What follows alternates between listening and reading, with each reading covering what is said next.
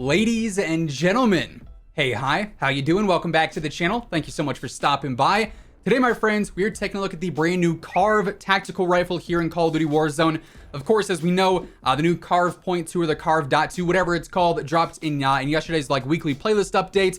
It's a brand new burst rifle, and safe to say, it's pretty good. Basically, this thing in my mind is definitely going to swing the burst meta back into the rotation. Of course, we had the AUG, we had the M16 dominating Warzone for the past couple of seasons. We thought we were getting away from that with some of the recent weapon tuning updates. Then the CARV was introduced, and now we're back here where this thing is just really, really good in a lot of different ways. Up close, it can compete. I mean, it's going to be like a 2 to 3 burst in some of those closer range fights. You probably don't want to, force yourself to use it in those situations. I think it's the best in those medium range fights. Long range, if you're landing your shots, it can be decent, but it does actually have some recoil, sort of similar to the AUG, I would say. But when it comes to power, when it comes to the fire rate, pretty much everything about this gun, it's ideal, it's dominant, and it's going to change the meta for sure. We're going to run through the setup and basically all the pros and cons of it, but if you don't believe me based off of that, just, check out this clip.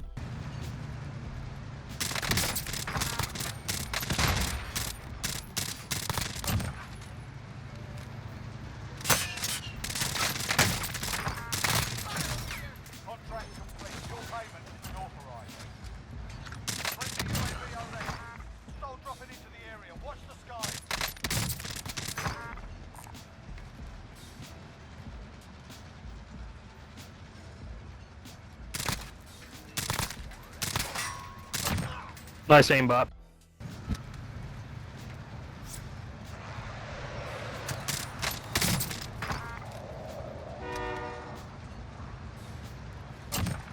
Aimbot's fun, really.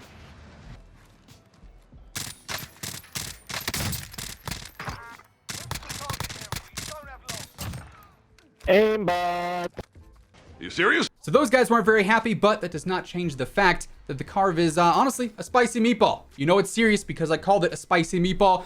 So today we're breaking down everything about the CARV, best ways to unlock it, the best setup for it, all that good stuff. If you enjoyed the video or if you find it helpful, let me know by dropping a like on it. And of course, if you're new to the channel or if you haven't already subscribed, I am always covering everything going on in COD, news, intel, updates, you name it, it's all right here. So feel free to subscribe, that way you can always stay up to date. So first up, when it comes to the CARV itself, there's a few different ways you can actually acquire it. You can end up doing the free in-game challenge either in Warzone or Cold War. You can also do it in Zombies if you want. For multiplayer and for Warzone, you need to get a rapid kill, basically like a double kill in 10 different matches. It's very important if you're doing it in Warzone. Apparently, you can back out of the matches. If you get a double kill, if you get that rapid kill, you can back out. The progress will track.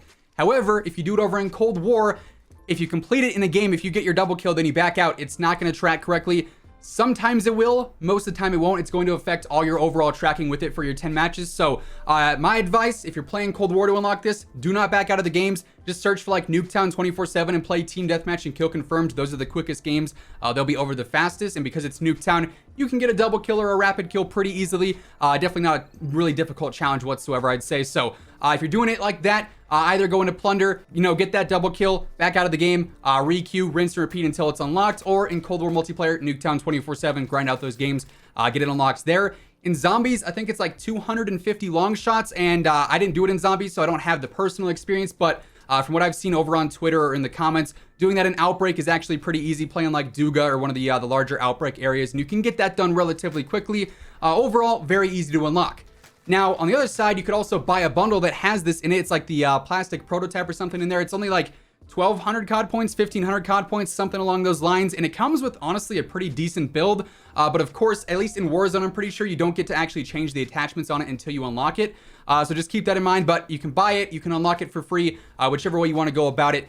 By all means, feel free to do so. And like I said, that variant that you can get in the store is actually a pretty decent setup. It's got the agency silencer on it, which of course is ideal for Warzone. It's got the rapid fire barrel, which can be pretty decent, especially if you're trying to build a close range build for it.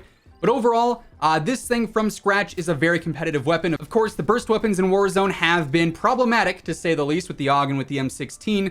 And now we have a new contender that completely resets this whole burst meta that we are moving away from. Because this thing up close and in those medium range fights where the AUG used to dominate, where the M16 used to dominate, is insanely good. Its TTK is very competitive against all health options, you could say. Full armor, 2 plates, no armor. it's gonna fry if you're hitting your shots. The headshot multiplier also increases the TTK quite a bit. I know Ace ran some numbers, and it's like a 400 and I think like 470 TTK with 2 headshots in the mix. So this thing can and will fry. You do have to get used to it though. For one, the recoil is a bit awkward. Like I said earlier, I think it's more so kind of like the AUG was post-nerf after they added more recoil to that. So in those longer range fights, it's definitely harder to hit some shots just because it is going to bounce up and down a little bit. But you can also combat that to a certain extent with using things like certain grips or some of the optics that end up producing recoil. So you can counter that, but it's something you have to learn. It is something you have to sort of master, just like every other weapon. But when it comes down to it, even though it is a burst weapon, it still has that basic recoil pattern, and like every other single weapon in the game, it has predictive recoil. So you just got to learn that pattern, master it. You can figure out exactly how to counter it. So overall, the ease of use, I don't think is too bad, but it does have that sort of initial entry barrier, so to speak, where you do have to figure out where the best engagements are for it, where it's going to excel the most, and of course, how it's going to sort of behave when you're shooting it and whatnot. But overall, I like this thing a lot. It's powerful, it's lightweight for the most part. You know, it's not an MP5, it's not an XM4 with all the broken attachments on it, but it's pretty agile for a tac rifle. It's got the range, it's got the power, like I said, so you can't really go wrong with using this thing right now. I wouldn't really be surprised if we see some adjustments to it whenever we end up getting like the AMAX nerf and the Street Sweeper nerf and the Bullfrog and the Farah adjustments. I could very easily see this thing being adjusted pretty quickly. I'm gonna hope that's the case because, of course, we had the CARV, and that was broken off the launch of it, of course, as we know, but they fixed that within a week. And we never really saw that approach to any of the Cold War weapons that were busted before. The FFAR was really good forever. The M16 and the AUG were really good for quite some time. So those weren't really adjusted very quickly. The CARV, a Modern Warfare weapon, was, so it's sort of an imbalance there, you could say. So I'm curious to see how fast this gets adjusted because I feel like it's probably going to. But anyways, let's talk the setup here. Of course, this is going to be what you want to be using in most engagements here. This, to me, is the most versatile setup that I've found so far. It starts, of course, with the agency silencer, which if you end up buying the variant you get right away, you don't even have to worry about leveling it all the way up. Currently, I am level 51, but I think I was able to build this setup at like rank 45, 46, somewhere around there. So if you can get to that, you're probably good if you end up buying the variant. If you don't buy the variant, though, you do want to get up to where you can have that agency silencer. That suppression is key. It's going to keep you off the minimap. You get that recoil control, which is actually pretty beneficial for a weapon like this. Bullet velocity, range, of course, those are always things you want to add on to there. So by far the best muzzle attachment. Then I go with the Strike Team barrel. I was kind of, trying to test out which ones I thought were really good. Task Force gives you that range and that velocity and that strafe speed, but it does also, of course, hurt the recoil a little bit, which initially isn't the most ideal in this weapon, as I've said. And honestly, you want to use Task Force on weapons that are more close range based, things like the XM4, maybe the AK-47, the FFAR. This is the weapon that you're going to be using more in some of those medium range fights, and strafe speed in those situations isn't always the most helpful. Sometimes you could be moving too fast almost. So to me, Strike Team was just the most effective and the most efficient. It gives you that range, it gives you that bullet velocity, and those are two things that are going to help out a lot in my mind. I've also got the Field Agent foregrip on there. Like I said, the recoil isn't great, so you do want to counter that to a certain extent. That's going to help out a ton on there. I did try running this setup without one. I swapped out the Field Agent for the Serpent Wrap to see if I could get some more speed.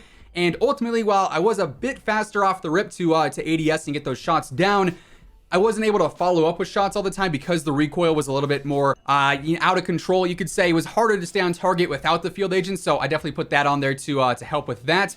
Personally, I'm using the 45 round speed mag. You could go with the basic 45 round drum if you don't want to hurt your ADS speed the little bit that this one does.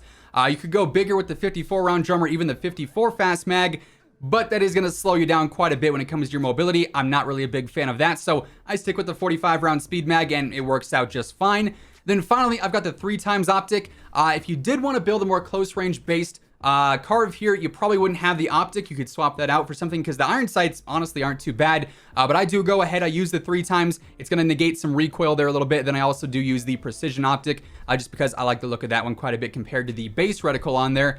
But overall, this is going to be a very, very good loadout. Pretty versatile. I've enjoyed using this setup quite a bit. It's extremely dominant in almost any kind of fight. You pair it with something like an XM4, like an FFAR, maybe a MAC-10, a Bullfrog, an MP5. You could use this with quite a few different setups. It's going to be a great primary, a great medium and longer range rifle. And yeah, like I said, I could see this getting adjusted because it's definitely meta shifting, to say the least. But yeah, that is essentially what you need to know about the CARV Tac Rifle. That's going to wrap things up for today. If you enjoyed the video, let me know by dropping a like on it. And of course, if you're new here or if you haven't already subscribed, I'm always covering everything going on in COD, news, intel, updates, you name it, it's all right here. So feel free to subscribe with your notifications turned on. That way you'll always know whenever I upload a new video. As always, if you want to check out any of my partners, be sure to use code WhosImmortal for a discount on all Scuff, G Fuel, Control Freak, and Gamer Advantage products. The links for all those can be found down in the description below. But once again, thanks so much for tuning in, and until next time, take it easy, have an awesome rest of your day, and I'll catch you guys later. Peace out.